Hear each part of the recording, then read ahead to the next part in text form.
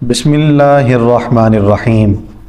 آج ہم قیامت کی مزید نشانیاں سنیں گے۔ نمبر 25، دھواں ظاہر ہوگا جس سے زمین سے آسمان تک اندھیرا ہی اندھیرا ہو جائے گا۔ ایسا دھواں کہ زمین سے آسمان تک اندھیرا ہی اندھیرا ہوگا، ایسا دھواں ظاہر ہوگا۔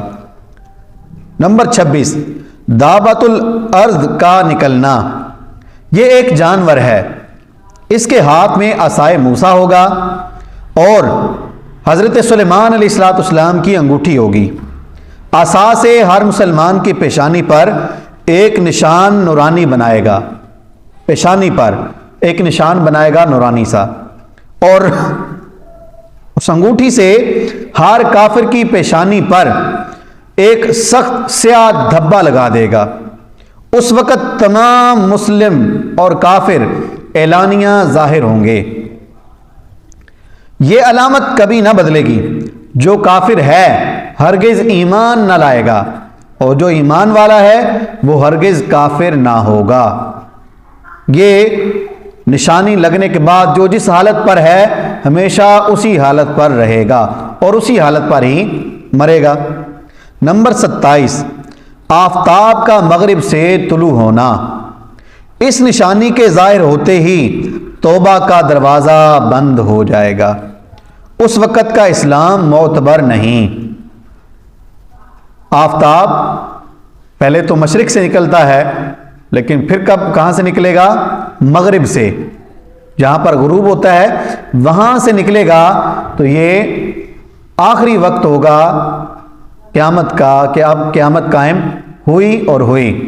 اس کے بعد اب کوئی بندہ توبہ نہیں کر سکتا، اب توبہ کا دروازہ بند کر دیا جائے گا۔ جو اسلام لا چکے اب وہ اسلام ہی لائے رکھیں گے، اور جو کافر ہو چکے اب وہ اسلام نہیں لا سکتے، بھلے وہ کلمہ پڑھیں جو مرضی کرتے رہیں، لیکن اب ان کا یہ کام قابل قبول نہیں ہوگا۔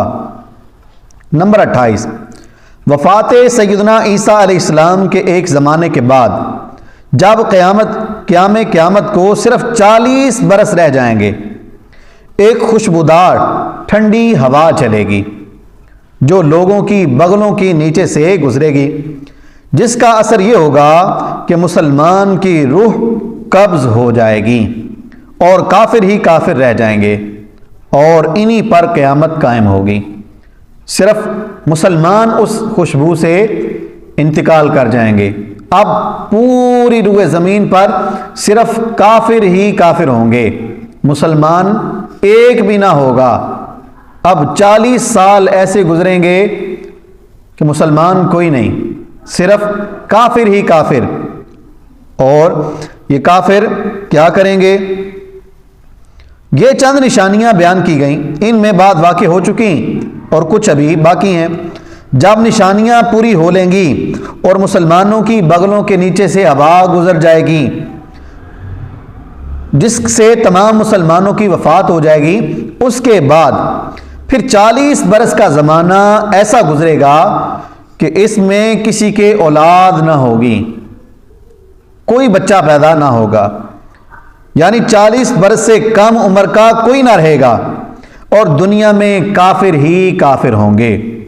اللہ کہنے والا کوئی نہ ہوگا، کوئی اپنی دیوار لیستا ہوگا، یعنی اپنے مکان بنانے میں لگے ہوں گے، کوئی کھانا کھاتا ہوگا، غرض لوگ اپنے اپنے کاموں میں مشغول ہوں گے کہ دفعتاً یعنی اچانک حضرت عیسیٰ علیہ السلام کو سور پھونکنے کا حکم ہوگا کہ آپ سور پھونکیں۔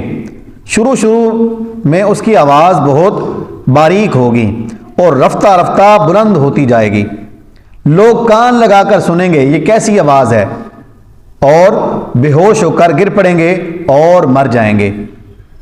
آسمان، زمین، پہاڑ، یہاں تک کہ سور اور اسرافیل اور تمام ملائکہ فنا ہو جائیں گے، سب کے سب ختم ہو جائیں گے۔